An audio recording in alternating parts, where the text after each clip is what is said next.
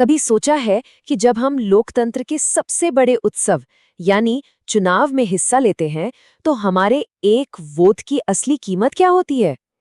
क्या ये सिर्फ एक बटन दबाना है या ये हमारे आने वाले कल का फैसला करता है? आज हम इसी की तह तक जाएंगे। अच्छा, चुनाव से ठीक पहले मिलने वाला कोई तोहफा या कुछ पैसे, ये देश के लिए फायदेमंद सौदा है या फिर बहुत बड़ा नुकसान? ये एक ऐसा सवाल है जिस पर रुक कर सोचना बहुत जरूरी है। तो ये वोट खरीदना असल में होता क्या है?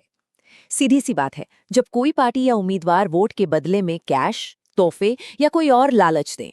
और एक बात साफ समझ लीजिए, भारत का चुनाव आयोग इसे भ्रष्ट आचरण यानी कि करप्ट प्रैक्टिस मानता है। मतलब ये पूरी तरह से गैरकानूनी है। तो चलिए सबसे पहले बात करते हैं कि इसका सबसे गहरा और सबसे खतरनाक असर क्या होता है, और वो है हमारे लोकतंत्र की जड़ों पर, उसकी नींव पर सीधा हमला। अब देखिए, एक दलील ये दी जाती है कि अरे इन पैसों से गरीब परिवारों को फौरी तौर पर मदद मिल जाती है, तो इसमें हर्ज क्या है? पर यहीं पर हमें एक बहुत बड़ा फर्क समझना होगा।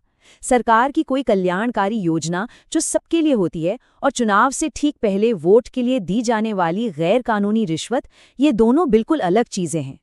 ये जो वोट खरीदने का सिलसिला है ना, ये हमारे लोकतंत्र को अंदर से दीमक की तरह खोखला कर देता है।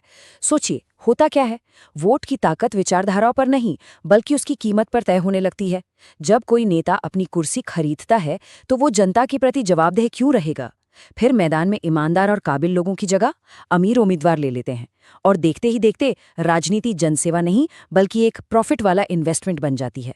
तो ये तो हुई लोकतंत्र पर असर की बात, लेकिन कहानी यहीं खत्म नहीं होती। इसका सीधा असर हमारी और आपकी जेब पर पड़ता है।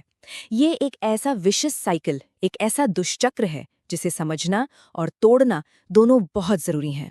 चलिए समझते हैं कि ये पूरा खेल चलता कैसे है। पहला कदम, वोट खरीदने के लिए गैरकानूनी तरीके से पैसा बहाया जाता है। दूसरा कदम, चुनाव जीतकर सत्ता और सरकारी खजाने पर कंट्रोल हासिल किया जाता है। तीसरा कदम, फिर घोटालों और सरकारी ठेकों से कमीशन लेकर चुनाव में लगाया गया पैसा वसूला जाता है।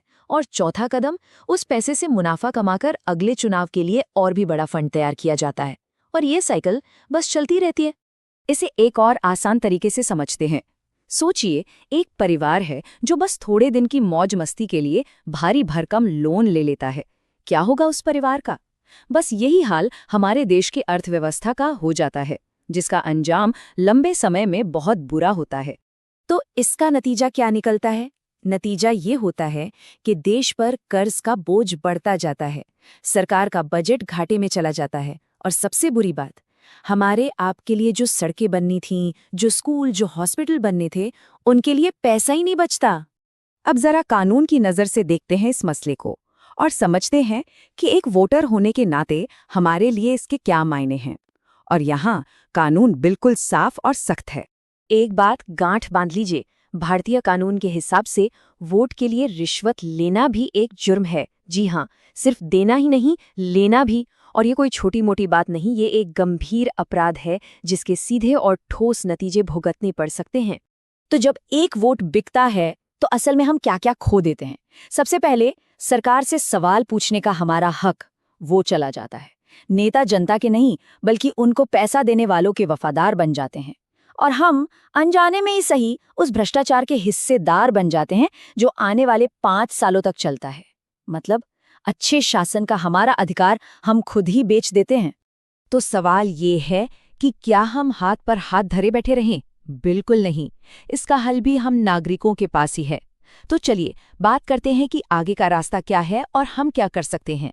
तो किसी भी कैंडिडेट को वोट देने से पहले उन्हें परखने का पहला पैमाना है उनका पास्ट, उनका अतीत। देखिए, उनका ट्रैक रिकॉर्ड क्या है, उन्होंने पहले क्या काम किए हैं, लोगों की सेवा का उनका इतिहास कैसा रहा है।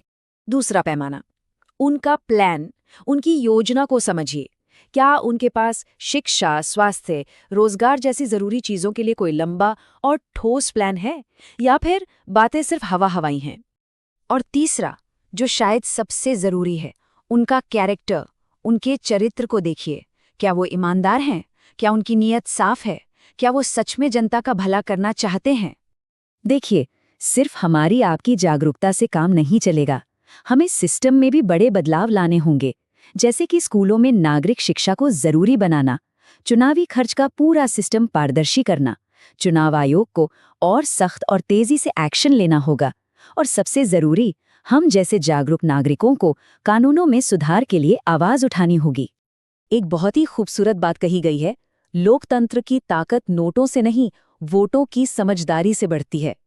पूरी बात का निचोड़ शायद इसी एक लाइन में है। और अब आखिर में सबसे जरूरी बात, एक समझदारी भरा वोट सिर्फ एक सरकार नहीं चुनता, असल में ये हमारी नेशनल सिक्योरिटी है, हमारी राष्ट्रीय सुरक्षा है। क्यों?